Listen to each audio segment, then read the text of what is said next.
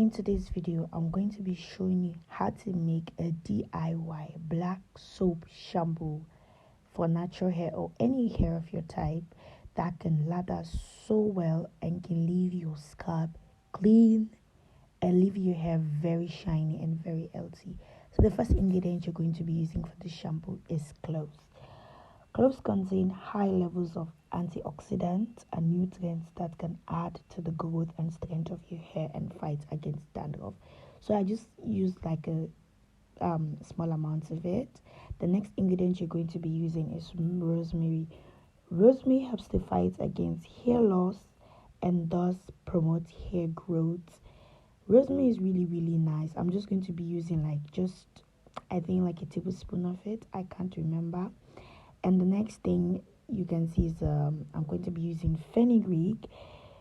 Fenugreek helps to promote hair growth. It helps to stimulate hair growth. It helps to prevent baldness from your hair and is one of the Indian spices that can help grow your hair. So I'm going to be using a tablespoon, and then just because I add these ingredients, I'm just going to be using bay leaves. You don't have to use it. And then I'm going to be adding black tea. So this is everything in here. I'm just going to be infusing it with hot water. Okay, so yeah, you can also use this particular remedy as a leave-in spray without the other processes. So I'm going to let it infuse. I'm going to set it aside to infuse into the water, and then we're going to be moving to the next process. So after it has infused for like some minutes, or I think I left it for like 15 to 20 minutes for it to infuse, you can see that it changed color. So I'm just going to shift it because I don't want the rosemary to like be there, the leaves.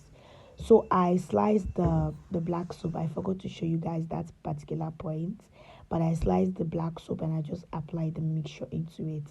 I also added some essential oil, a peppermint oil, and then I went in with a carrier oil, which is castor oil, but you can use any oil of your choice. You can use olive oil, avocado oil, sweet almond oil, any oil, it's okay.